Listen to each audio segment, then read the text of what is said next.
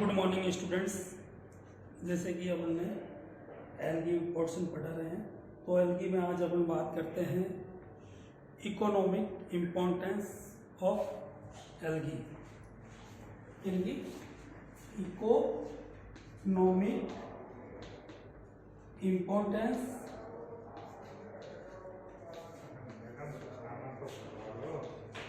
Of algae.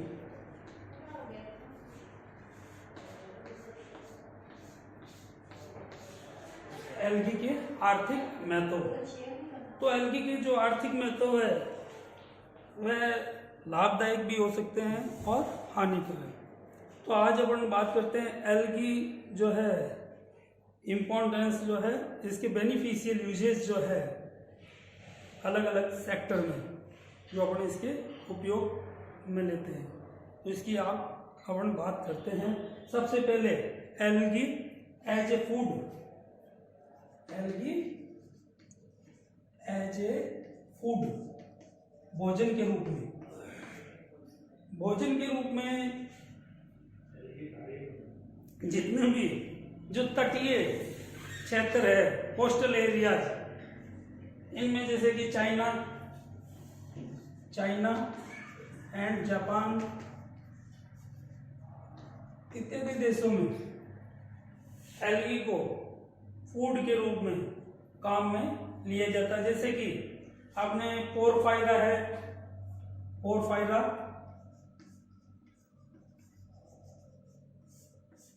Species, algal species इसकी जो है भोजन के रूप में काम में ली जाती है। इनमें जो अपन कंटेंट है यानी कि प्रोटीन और carbohydrate, protein and carbohydrate,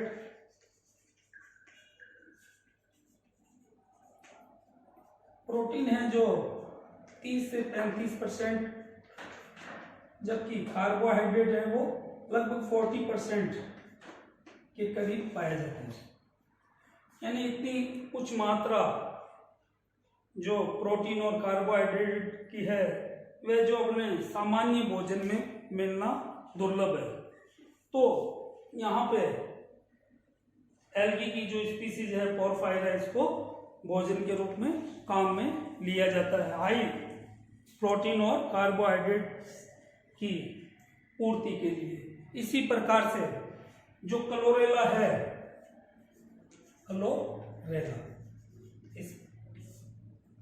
chlorella है, इसका भी जो है भोजन के रूप में उपयोग में लिया जाता है, यानी फूड के रूप में इसको भी काम में लिया जाता है। और यहाँ पे भी जो प्रोटीन है, प्रोटीन लगभग 35% के करीब पाई जाती है। इसके अलावा इसमें फैट और कार्बोहाइड्रेट ये भी उच्च मात्रा में पाए जाते हैं। प्रोटीन, इसके अलावा फैट और कार्बोहाइड्रेट। तो ये जो एल्गल है जो फूड के रूप में काम में लिए जाते हैं, ये थर्ड वर्ल्ड जो है वहाँ के देशों में भी जो है ये कुपोषणता को रोकने के लिए इनका उपयोग किया जाता है। किनका? इन एल्गी का। फिर जो एल्गी की एक स्पीसीज है क्रोंडस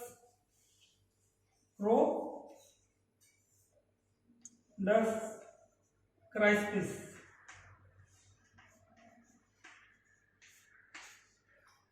कॉन्डस क्राइस्पिस जो स्पीसीज है, इसको स्टेबलाइजर यानी कि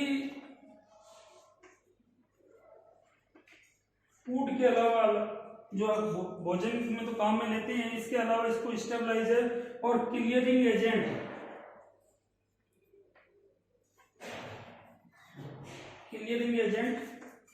जैसे कि जो पेय पदार्थ है, ड्रिंक्स है, उनके क्लियरिंग के लिए इनको काम में लिया जाता है।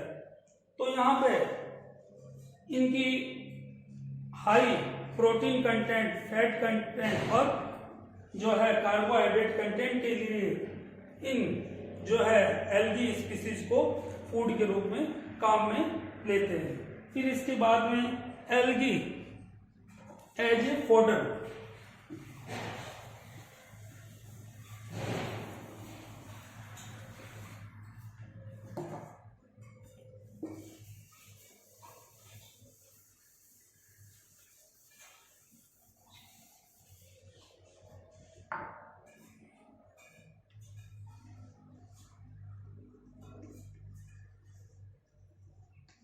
एल्गी एज ए फोडर,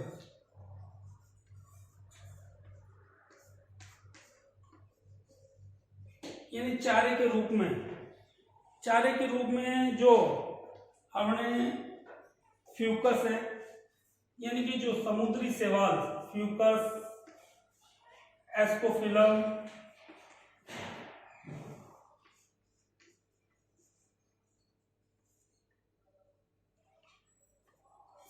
और इनके अलावा जो लेमिनेरिया वगैरह है, लेमिनेरिया,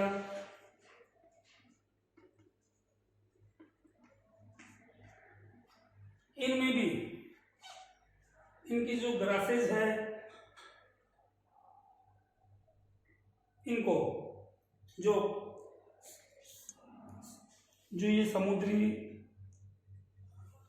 एल्गी, फ्यूकस, एस्कोफिलम और लेमिनेरिया, इनको सुखाकर जो पशुओं के चारे के रूप में भी काम में लिया जाता है।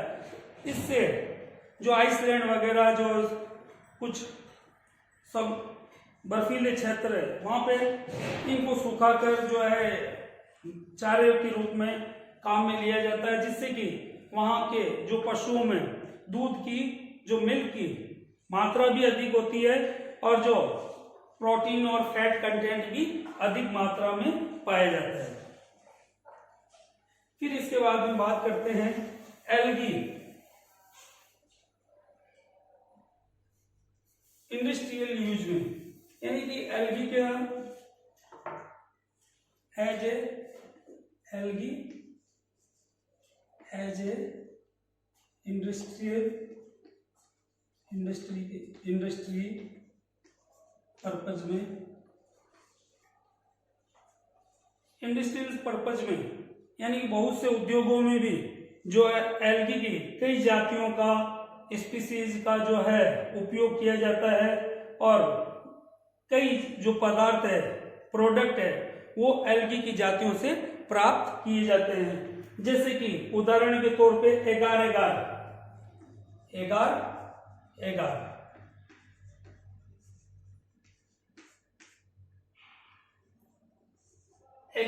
एक बहुत ही इंपॉर्टेंट पदार्थ है जो कि एल्गी से प्राप्त किया जाता है।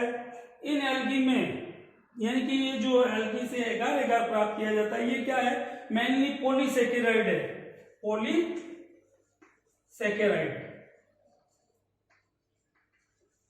जो इन एल्गी से प्राप्त किया जाता है। और जैसे कि उदाहरण के तौर पे जिलेडियम,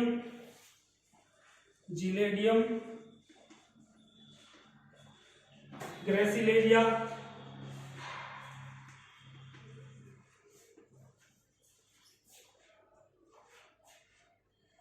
टेरोकलेडिया,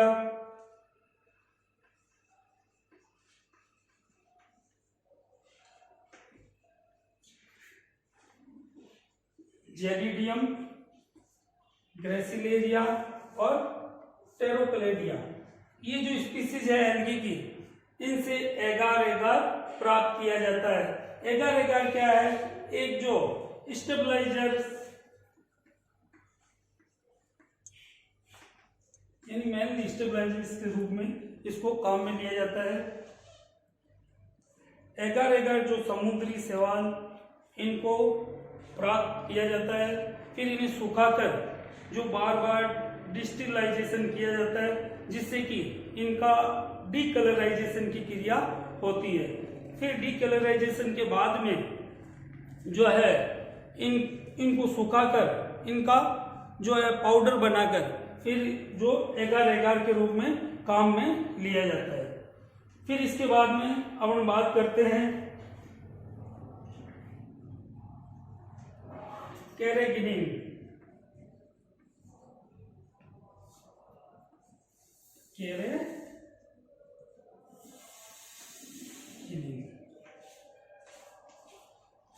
कैरेगिनिन भी जो है एगार एगार की तरह ही जो है एक पॉलीसेकेराइड है, पॉलीसेकेराइड। और ये भी इन एल्गी की जो सेल वॉल से, यानी सेल वॉल का एक संगठक है कंपोजिशन में, तो कॉन्ड्रस क्राइस्पिस, कॉन्ड्रस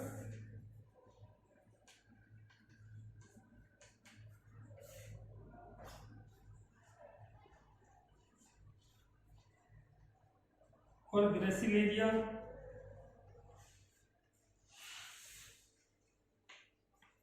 इत्यादि जो स्पीसीज है इनसे कैरेगिनिन प्राप्त किया जाता है। और ये कैरेगिनिन भी जो है फिर जो स्टेबलाइजर्स के रूप में और क्लीनिंग एजेंट के रूप में, इसके अलावा जो इसके यूजेज है वो टूथपेस्ट में,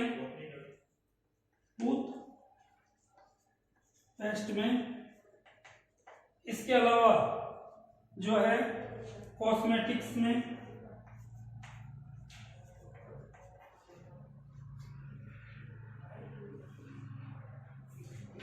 और क्लियरिंग एजेंट के रूप में,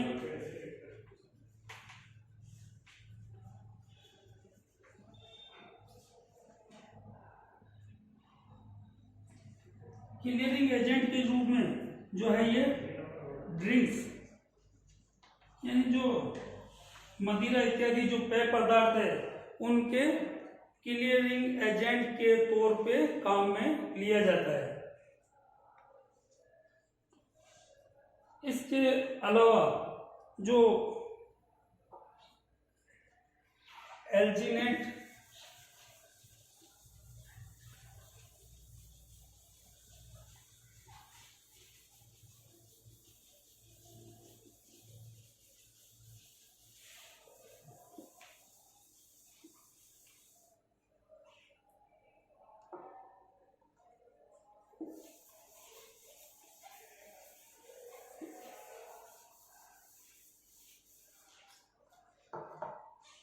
यानी कि जो एल्जीनेट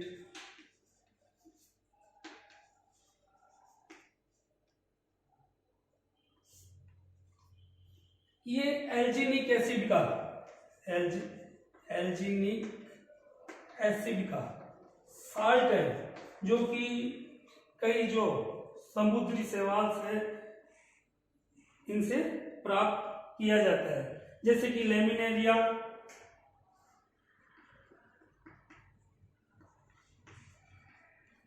मैक्रोसिस्टिस,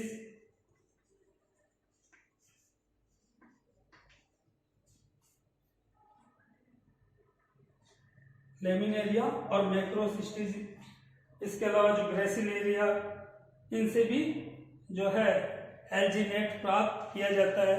और एल्जीनेट भी जो है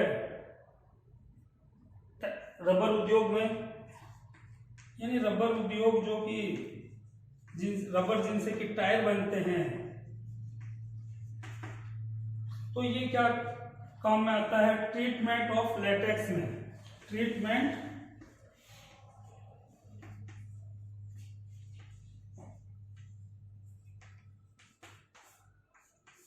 लेटेक्स से रबर प्राप्त किया जाता है, रबर से टायर बनते हैं। तो ये जो अपना एल्जीनेट है ये कहाँ काम में आता है, इस जो रबर इंडस्ट्री है जिससे कि टायर बनाए जाते हैं वहां पे इसका जो है यूज किया जाता है। ये भी जो है एल्गी से प्राप्त किया जाता है। इसके अलावा जो एक है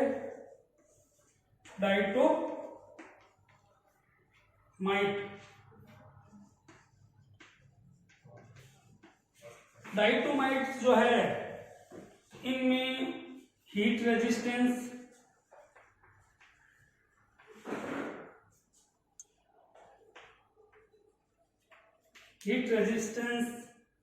और जो है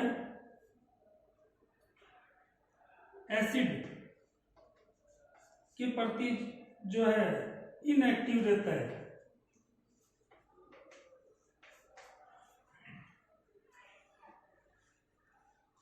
तो एल्जीनेट जो है ये भी लेमिनेरिया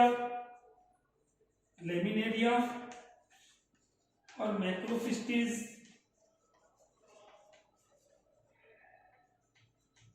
इत्यादि जो है स्पीसीज से प्राप्त किया जाता है। और इसमें ये जो हीट रेजिस्टेंस गुण होने के कारण जो है, यानी कि ये क्या है, लेमिनेरिया मैक्रोसिस्टिस की जो सेल वॉल है इनसे जो डायटोमाइट्स प्राप्त होता है, ये जो समुद्र क्षेत्र है और जो रिवर्स है उनके जो मुहानों पे ये एकत्रित हो जाता है। फिर इनसे ब्रिक्स बनाई जाती है, ब्रिक्स, जिनसे कि जो है अपने युद्ध के जो साजो सामान है वो इनसे बनाए जाते हैं। इनसे, इन ब्रिक्स से।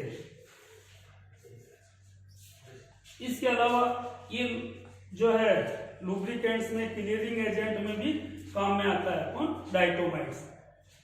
इसके अतिरिक्त जो एल्गी के यूजेज है,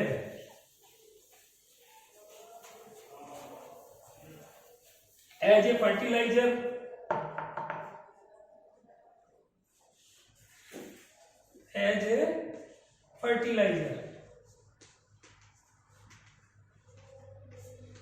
फर्टिलाइजर के तौर पे मेनली जो नोस्टॉक और एनाबीना स्पीसीज को काम में लिया जाता है। इन नोस्टॉक और एनाबीना जो है ये फर्टिलाइजर के तौर पे काम में आती है और एंटू फिक्सिंग का कार्य करती है, नाइट्रोजन फिक्सेशन का कार्य करती है, जिनसे इन पौधों से जो है उर्वरक जो है फसल उर्वरक के तौर पे इस्तेमाल, फर्टिलाइजर के तौर पे इस्तेमाल किया जाता है, जिनसे कि जो क्रॉप्स है, क्रॉप यील्डिंग वह बहुत अधिक मात्रा में होती है। यानी कि जो ट्रेडिशनल अपन जो फर्टिलाइजर काम में लेते हैं उसके उनसे जो है इसका एल्गी की जो फर्टिलाइजर के तौर में उपयोग में लेते हैं तो उसकी मात्रा बढ़ जाती है। इसके अलावा जो रेड एल्गी है उनको भी फर्टिलाइजर के तौर पे काम में लिया जाता है, यानी सुखाकर। लेकिन यहाँ पे रेड एल्गी की जो जातियां हैं उनमें जो पोटेशियम की मात्रा तो अधिक होती है, लेकिन फॉस्फोरस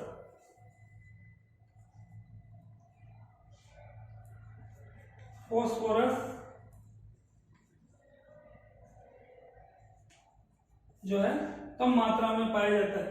तो फर्टिलाइजर के तौर पे रेड एल्गी और इन जो है ब्लू ग्रीन एल्गी के मिश्रण को जो है मिक्सचर को फर्टिलाइजर के तौर पे काम में लिया जाता है।